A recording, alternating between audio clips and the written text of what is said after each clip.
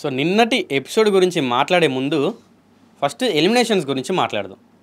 ఎందుకంటే నాకు శ్రీజాది అసలు ఎలిమినేట్ అవ్వకుండా ఉండాల్సింది అని నాకు అనిపించింది. And at the same time last Suman Shetty Sreeja ఉన్నారు కాబట్టి వేరే ఆప్షన్ కూడా లేకపోయింది అనిపించింది. ఎందుకంటే శ్రీజ చాలా స్ట్రాంగ్ ప్లేయరు.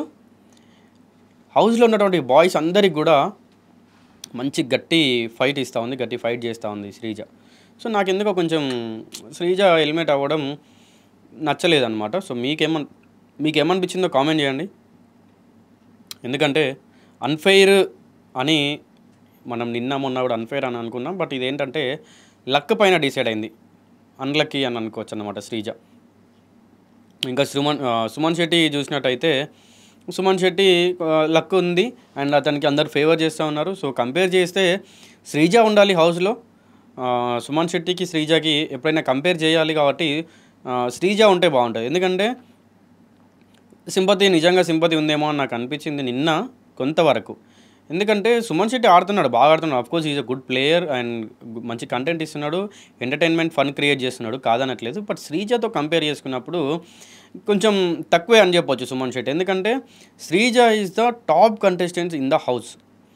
శ్రీజ అబ్బాయిలతో పోటాపోటీగా సేమ్ అబ్బాయిల కంటే ఎక్కువగా కూడా గేమ్ ఆడుతుందని చెప్పొచ్చు.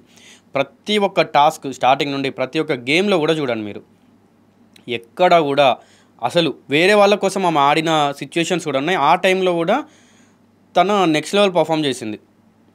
బట్ ఇంకా నిన్న మరి అంటే నిన్న ఉన్న హౌస్లో ఉన్న వాళ్ళు కూడా ఎట్లా ఆలోచించి ఉంటారు అంటే, శ్రీజ ఉంటే వీళ్ళకి స్ట్రాంగ్ ఆపోనెంట్ ఉన్నట్టు అవుతుంది. సుమన్ శెట్టి ఉంటే ఏంటంటే వీళ్ళకి స్ట్రాంగ్ ఆపోనెంట్ ఆటోమేటిక్గా అతను కాలేడు.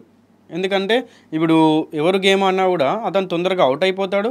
తను ఎక్కువసేపు ఈ ఫిజికల్ టాస్క్లు అవన్నీ ఎక్కువసేపు చేయలేడు.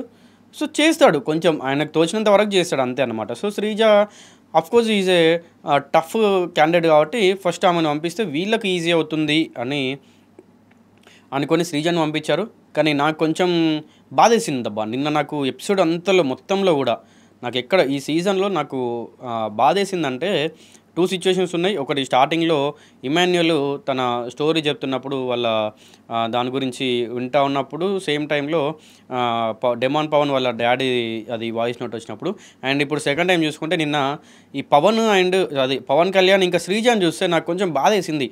ఏంటబ్బా ఇంత మంచి బాండా అసలు. పవన్ కళ్యాణ్ అయితే పాపం ఏడుస్తూనే ఉన్నాడు. ఇన్ని రోజులు పవన్ కళ్యాణ్ ఏదో ఓవర్ యాక్టింగ్, అమ్మాయిలతో ఉంటాడు అట్లా అని చెప్పి చాలామంది అనుకున్నారు. కానీ ట్రూ జెన్యూన్ ఫ్రెండ్షిప్ వాల్యూస్ తెలిసినాడు పవన్ కళ్యాణ్ అనమాట.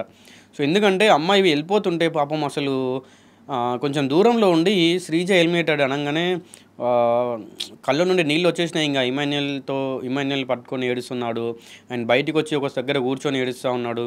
సో నాకు కొంచెం చాలా బాధ వేసింది అనమాట. అండ్ ఇంకా ఈ గేమ్ గురించి అయితే నిన్న ఎక్కువ టాస్క్లు జరగలేదు. కొన్ని జరిగిన జరిగిన వాటిలలో ఏంటంటే బాగానే పర్ఫామ్ చేశారు అందరూ కూడా అని చెప్పొచ్చు. ఎందుకంటే నిన్న అన్నీ కూడా ఫన్ టాస్క్లు ఉంటాయి అండ్ వీళ్ళకు ఈ డేంజర్ జోన్లో ఉన్నటువంటి వాళ్ళకి కొంచెం సీరియస్ టాస్క్లు ఉంటాయి అన్నమాట. సో దాంట్లో కూడా అందరూ వాళ్ళ బెస్ట్ వాళ్ళు ఇచ్చారని చెప్పొచ్చు.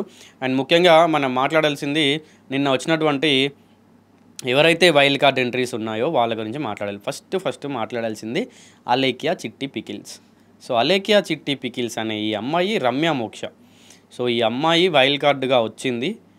ఏంటంటే తను ఎంతో నెగిటివిటీని బయట ఫేస్ చేసి హౌస్లోకి వచ్చిన తర్వాత నేను రియాలిటీ ఏంటో చూపించాలి జనాలకి అని చెప్పి ఆమె అనుకుంటుంది. సో అది ట్రూ అని చెప్పొచ్చు. ఎందుకంటే పాపం సరే వాళ్ళు చేసింది ఎంతవరకైనా తప్పవచ్చు, బట్ ఏంటంటే ఆ సిచ్యువేషన్లో మనం ఉండి ఒకసారి ఆలోచించి చూడండి. సో డెఫినెట్గా వాళ్ళ అమ్మాయిలు అంటే ఖచ్చితంగా ఆ టాపిక్, ఆ ఇష్యూ ఏదైతే ఉందో దాని గురించి ఒక 2 మినిట్స్ మనం మాట్లాడుకున్నట్టయితే, ఆ ఇష్యూ ఏదైతే ఉందో ఒకసారి మనం వాళ్ళ ప్లేస్లో ఉండి ఆలోచించండి. జనరల్గా ఏదైనా బిజినెస్ పెడితేనే అబ్బాయిలకే చాలా కామెంట్స్, చాలా రివ్యూస్ అవ్వచ్చు నెగిటివ్గా వస్తూ ఉంటాయి. నెగిటివ్గా వచ్చినా పర్లేదు, బట్ దాంట్లో బూతులు యాడ్ చేయడం చాలా వరకు రాంగ్.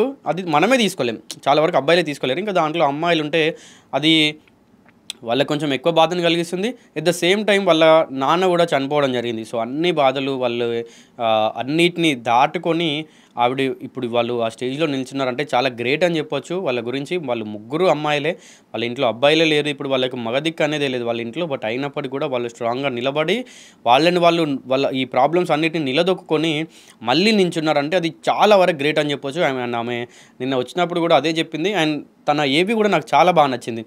ఒక పచ్చళ్ళు ఇట్లా ట్రాలీలో ముందు వెళ్తా ఉంటే ఆమె వెనకాల బాక్స్ పట్టుకొని పికిల్ బాక్స్ పట్టుకొని వస్తూ ఉంటుంది. అది నాకు బాగా అనిపించింది. చాలా మంచిగా అనిపించింది.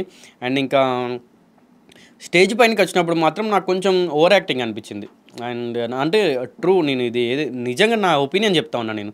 ఎందుకంటే నేను ఇంతవరకు కూడా ఆవిడ గురించి జెన్యూన్గా చెప్పిన అంటే ఆవిడ ఇంత కష్టాలు అలాగే ఆ బాధలు అవన్నీ అనుభవించి ఈ స్టేజ్ వరకు వచ్చింది. బట్ స్టేజ్ పైన నాకు కొంచెం ఓవర్ యాక్టింగ్ అనిపించింది. ఎందుకంటే సార్ సార్ సార్ అని చెప్పి మాట్లాడడం కానివ్వండి.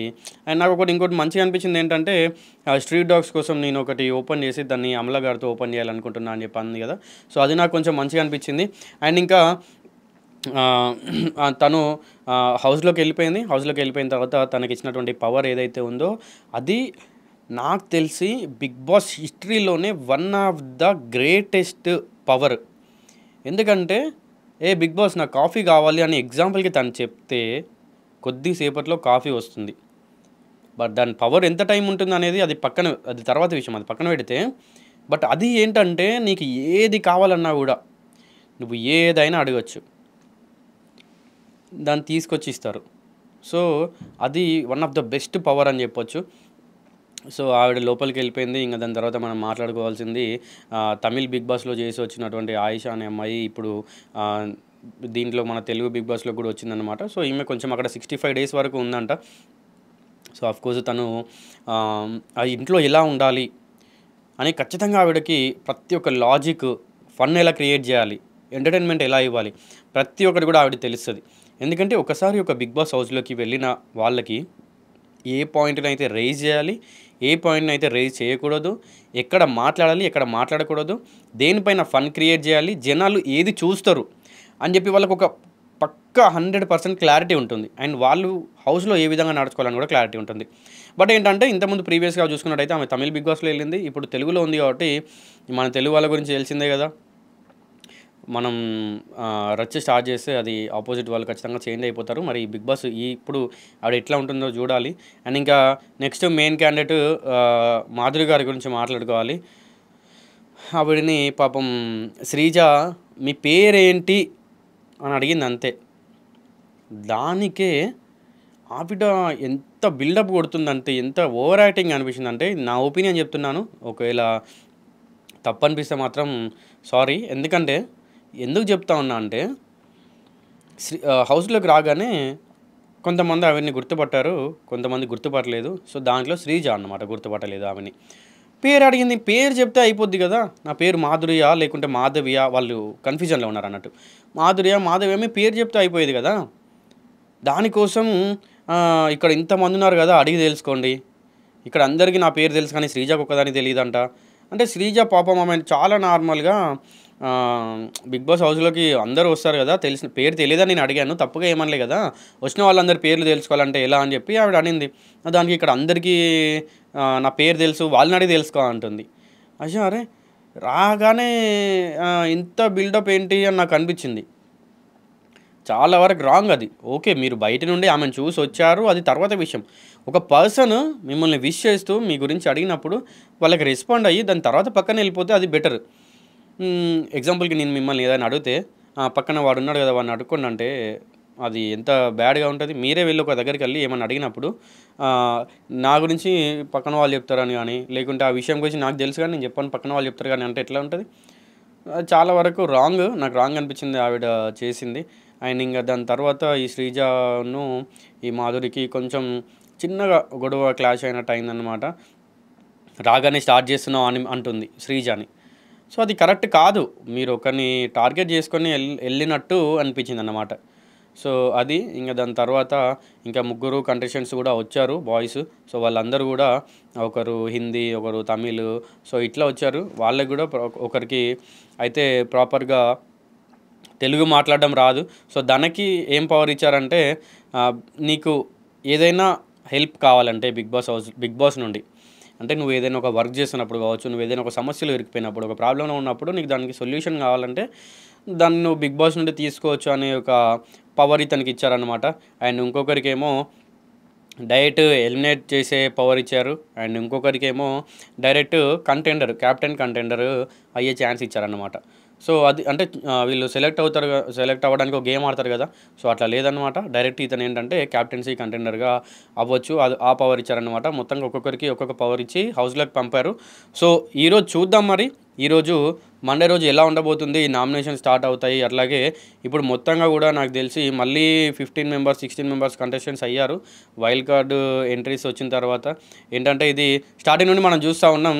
బిగ్ బాస్ అని చెప్పి ఇది సీజన్ 9 ఏంటంటే చాలా వెరైటీగా ఉండబోతుంది. ప్రీవియస్ బిగ్ బాస్ 8 సీజన్స్ ఒక లెక్క, ఈ 9th సీజన్ ఒక లెక్క అని చెప్పి అంటా ఉన్నారు. ఇది చదరంగం కాదు రణరంగం అని చెప్పి అంటా ఉన్నారనమాట. సో చూద్దాం మరి ఈ బిగ్ బాస్ ఇవాటి నుండి ఎలా నడుస్తుంది, ఏ వైల్డ్ కార్డ్ ఎంట్రీ ఇచ్చిన వాళ్ళు ఎలా గేమ్ ఆడతారు, వాళ్ళ క్యారెక్టర్ ఏంటి, అండ్ వాళ్ళు వేరే కంటెస్టెంట్తో ఎలా ఉన్నారని కూడా అన్నీ చూద్దాం. అండ్ తప్పకుండా మీరు ఎవరికి సపోర్ట్ చేయాలనుకుంటున్నారో వాళ్ళకి జియో హాట్‌స్టార్‌లో ఓట్ చేయండి. అండ్ ఈ వీక్ ఎవరు ఎలిమినేట్ అయితే బాగుంటుంది అనుకుంటున్నారో కామెంట్ చేయండి. అలాగే మీ సపోర్ట్ ఎవరికి ఉంటుంది అనుకోవచ్చు. ఇప్పుడు ఓల్డ్ కంటెస్టెంట్స్‌కా లేదా తర్వాత వచ్చినటువంటి న్యూ కంటెస్టెంట్స్‌కా అనేది కూడా కామెంట్ చేయడం మాత్రం మర్చిపోకండి. మరిన్ని వీడియోస్ కోసం మన ఛానల్‌ని సబ్స్క్రైబ్ చేసుకోండి. అండ్ ఇలాంటి వీడియోస్ కోసం మన ఛానల్‌ని చూస్తూనే ఉండండి.